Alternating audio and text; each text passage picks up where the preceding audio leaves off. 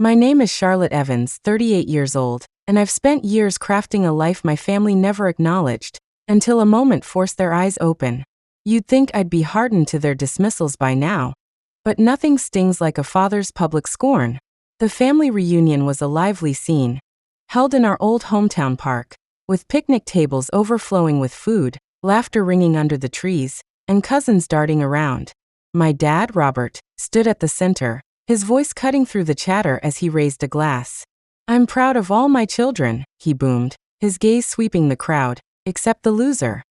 The word hit like a punch, and every head swiveled toward me. My throat tightened, but I kept my composure. I grabbed my jacket, walked out, and left the whispers behind, the gravel crunching under my boots. But something waited beyond that exit, something they'd never anticipate.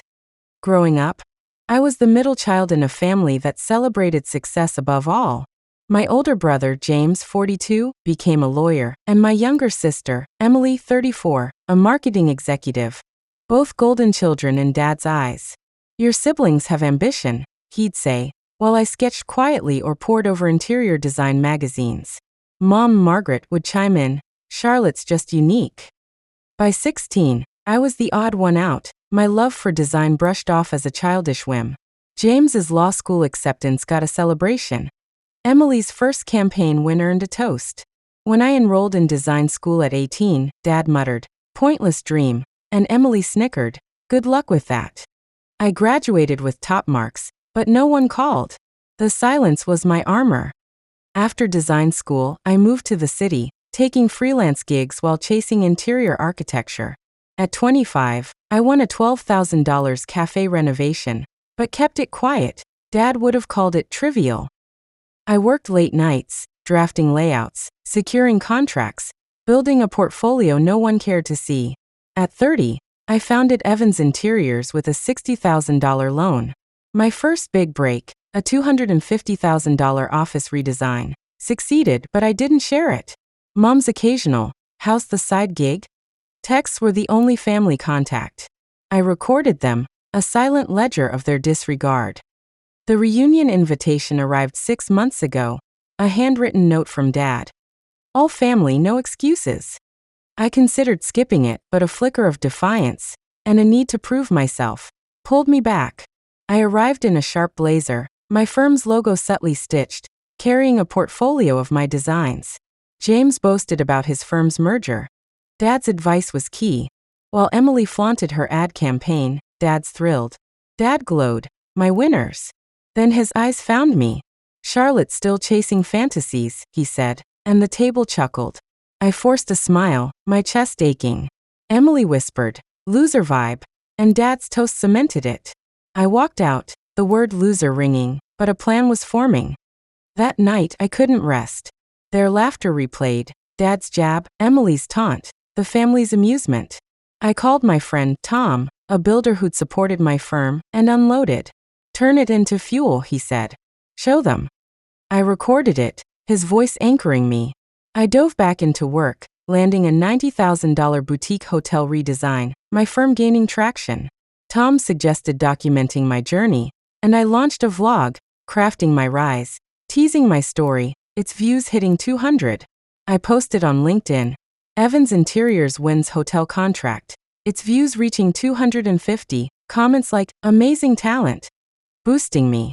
I saved them, my confidence stirring. The next day, I pushed harder.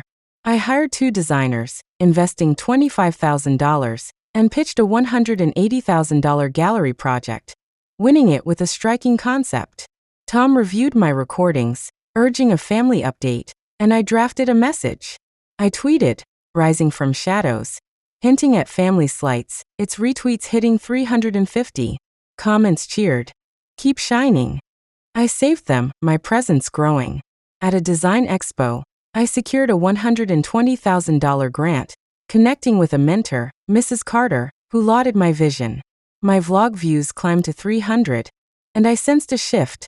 My work was speaking, even if my family remained deaf. The tension began. James texted, "Dad's asking about your hobby. Come back." I stayed quiet, focusing on my firm, compiling my wins. The gallery project earned a $35,000 bonus, and I shared it on Twitter. Its retweets hitting 600, comments praising, Design Master. I saved them, my credibility rising. The reunion sting lingered, but I planned my next step. A month later, Dad called, join the next gathering. Prove something. His tone was curt, my moment approaching. I arrived at the next family event with my portfolio, nerves steady, ready to face their scorn. But what unfolded next would redefine everything. They wouldn't expect my foundation, and I was prepared to build it. The family event's strained quiet still lingered as I drove off with Tom. Dad's curt challenge, and my family's doubtful stares replaying like a challenge I couldn't ignore. I woke each morning in my expanding office, the $120,000 grant framed beside a blueprint of my first hotel design. Symbols of my hidden breakthrough and simmering family tension. The family divide. Their skepticism, my steady rise, their reluctant intrigue, had shifted, and I was ready to push forward, turning their loser label into evidence of my strength. The path ahead was daunting, but my resolve was steel. The days after the event brought a wave of momentum. Mrs. Carter introduced me to a real estate firm, securing a $400,000 luxury condo project, my firm's reputation climbing. I hung the contract, a barrier against family doubts. I texted Emily the news.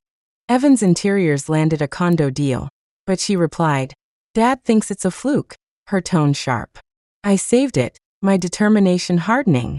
Tom pushed for a family follow-up, and I scheduled it, my strategy taking shape. I posted on LinkedIn, Evans Interiors wins condo contract. Its views hitting 500, comments like, stunning progress, lifting me. I saved them, my network growing. Dad called, his voice hesitant. Emily says you've got a project. What's this about? I kept my tone even. My firm's expanding, Dad. He muttered, don't overreach. I hung up, calling Tom, who advised recording our talks. I logged a call with James, who chuckled. An interior designer? Prove it, his doubt spurring me on. I enrolled in a leadership course, aiming to bolster my credibility, and rehearsed a family explanation, my voice firming. I tweeted, rising from doubt, hinting at family slights, its retweets reaching 800. Comments cheered, show them. I saved them, my presence swelling. At work, my breakthrough gained traction.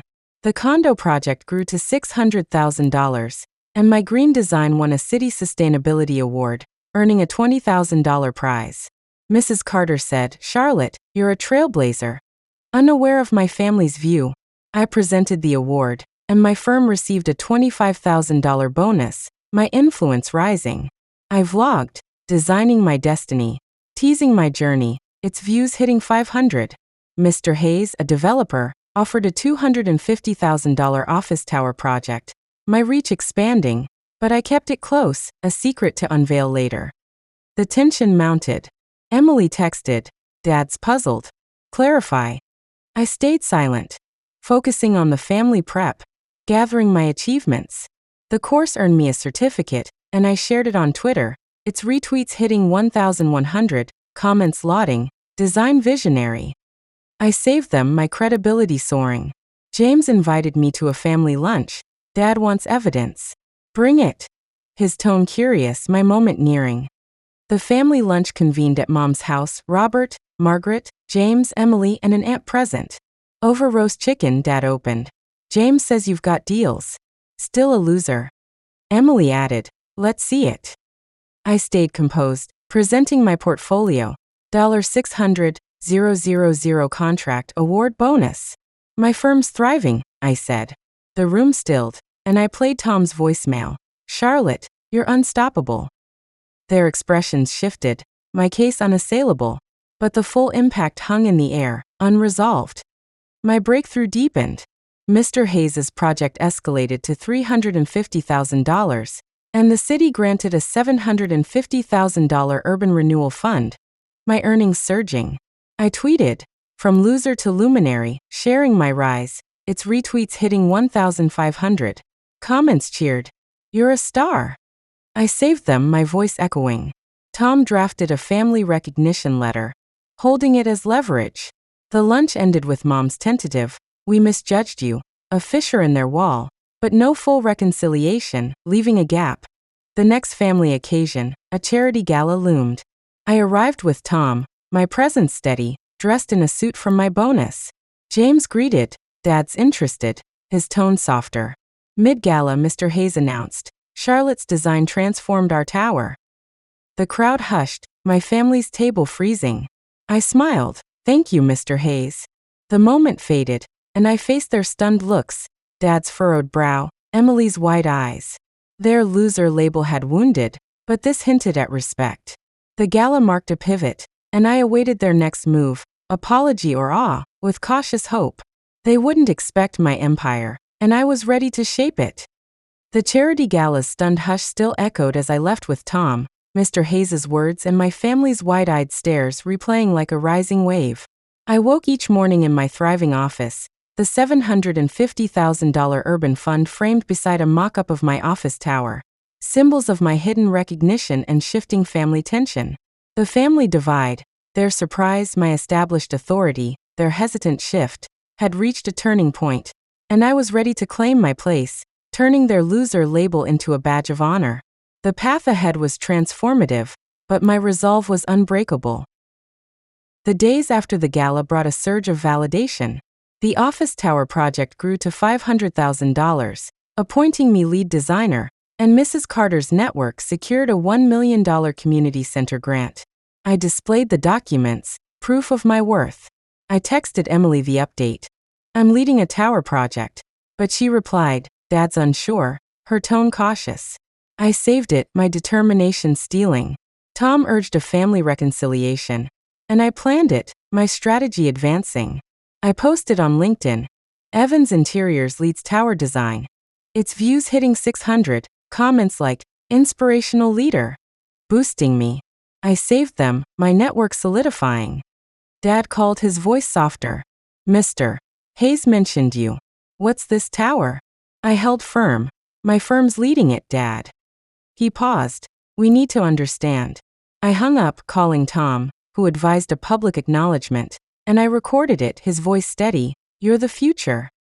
I studied urban planning, enrolling in a course, and drafted a reconciliation speech, my influence growing. I updated my Twitter, rising with purpose, hinting at family dynamics, its retweets reaching 1,800. Comments supported. "Take charge." I saved them, my voice resonating. At work, my recognition deepened. The $1 million grant won a $2 million federal match, and my firm's portfolio hit $5 million. Mrs. Carter praised, "Charlotte, you're a pioneer." Unaware of my family's past, I presented the match, and my team earned a $30,000 bonus, my reach expanding. I vlogged, designing my legacy, teasing my journey, its views hitting 800. Mr. Hayes connected me with a mayor, Ms. Turner, who offered a role, my platform growing. But I held back the details, a surprise for later. The tension rose. Emily called, "Dad wants peace. Can we meet?" I countered, with proof. She sighed. "I'll arrange it." I focused on the reconciliation prep, compiling my achievements, grant, match, bonus. The course earned me a diploma, and I shared it on Twitter, its retweets hitting 2,200, comments lauding, design icon. I saved them, my reputation soaring. The reconciliation loomed, and I arrived with my portfolio, nerves calm. The family reconciliation convened at a community center, Robert, Margaret, James, Emily, and a cousin present. Over coffee, Dad opened, "Mr. Hayes's claim is hard to grasp. You're no leader." Emily added, "Still our quiet one." I stayed composed, presenting my portfolio, $500,000 project, $2 million match, diploma. "I've built this," I said. The room tensed, and I played Tom's voicemail. "Charlotte, you're a force." Their faces shifted, my case clear, but the full acceptance remained out of reach. My recognition spread. Ms. Turner backed a $1.5 million city redevelopment, and my firm was shortlisted for a $10 million contract, my earnings peaking. I tweeted, "From loser to legend," sharing my rise, its retweets hitting 3,000. Comments cheered. "You're untouchable." I saved them, my voice a beacon. Tom drafted a family apology, holding it as leverage. The reconciliation ended with Dad's reluctant, "We didn't know you," a crack in their pride, but no full resolution, leaving a void. The next community event became my stage for closure. I arrived in a bold suit, my presence firm. James greeted, Dad's impressed, his tone softer. Mid-event, Ms. Turner announced, "Charlotte's vision reshaped our city." The crowd paused, lights glowing. I smiled. "Thank you, Ms. Turner." The moment ended, and I faced their odd stares. Mom's tears, Emily's respect. Their loser label had hurt, but this moment promised dignity. The event marked a turn, and I awaited their next move. Full acceptance or praise, with cautious hope. They wouldn't expect my reign, and I was ready to design it. The community event's odd silence still lingered as I drove home with Tom, Ms. Turner's words and my family's respectful glances replaying like a hard-won triumph. I woke each morning in my renovated office, the $10 million contract framed beside my first sketch, symbols of my journey from rejection to victory. The family divide, their acceptance, my undeniable success, their quiet retreat, had reached its end, and I was ready to seal my legacy, turning their loser label into a testament of pride. The path had shaped me, and my strength had prevailed. The days after the event brought a flood of achievement. The city promoted me to lead urban designer with a $900,000 salary, and Ms. Turner's redevelopment secured a $2 million innovation fund. I displayed the offers, proof of my worth. I texted Emily the news. "I'm lead designer now," and she replied, "Dad's speechless," a rare warmth creeping in. I saved it, my hope cemented. Tom suggested a family celebration, and I organized it, my triumph complete. I posted on LinkedIn, lead urban designer role. Its views hitting 1,200, comments like, "Incredible journey," lifting me. I saved them, my network a stronghold. Emily called, her tone softened. "Mom wants a celebration. Will you join?" I smiled. "Yes, Emily." Dad texted, "We were wrong, Charlotte, our bond mending." I called Tom, who cheered my rise, and I recorded it, his voice joyful. "You've redefined us." I launched a design scholarship, donating $60,000, my success extending outward. I updated my Twitter, from loser to leader, sharing my rise, its retweets hitting 4,000. Comments cheered. "You're a beacon." I saved them, my voice a call to all. At work, my victory solidified. The $2 million fund led to a $3 million city plaza, and my firm merged with a national chain, valuing it at $12 million. Ms. Turner offered a $100,000 bonus, and the mayor added a $200,000 award. I presented the merger, and my firm gained a 30% stake. I vlogged, designing my triumph, its views hitting 1,500, sharing my story's heart. The governor invited me to a national conference, my influence peaking. The family celebration convened at an elegant hall, Robert, Margaret, James, Emily, and friends present. Over dinner, Dad opened, "We misjudged you, Charlotte." Emily added, "We're proud." I stayed calm, presenting my achievements, $900,000 roll, $3 million plaza, scholarship. "This is my victory," I said. The room warmed and I played Tom's voicemail. "Charlotte, you're a legend." Their eyes glistened, my case undeniable. My victory spread. The national conference earned me a $250,000 honor, and my firm's value rose 70%, my leadership cemented. I tweeted, "Rising with resilience," its retweets hitting 5,000, comments lauding, "True icon." I saved them, my reputation firm. Tom organized a family portrait, a sign of unity. The celebration ended with Mom's embrace. "You're our star," a healing moment. The next conference became my stage for closure. I arrived in a striking suit, my presence commanding. Emily toasted, "To Charlotte, our designer," and Dad nodded, "We're in awe." Mid-conference, the governor spoke. "Charlotte Evans reshaped our future." The room paused, lights bright. I smiled. "Thank you." The moment ended, and I faced their proud stares, Dad's tears, Emily's grin. Their loser label had scarred, but every design, every sorry, every dollar earned had healed it. My fight was about proving my worth, not breaking them, and now, I shared that lesson. If you've faced family doubt or risen quietly, This is for you. Your day will come. Share below. Subscribe to Revenge Tempest for more triumph tales, and hit the bell for updates. Until next time, design your destiny.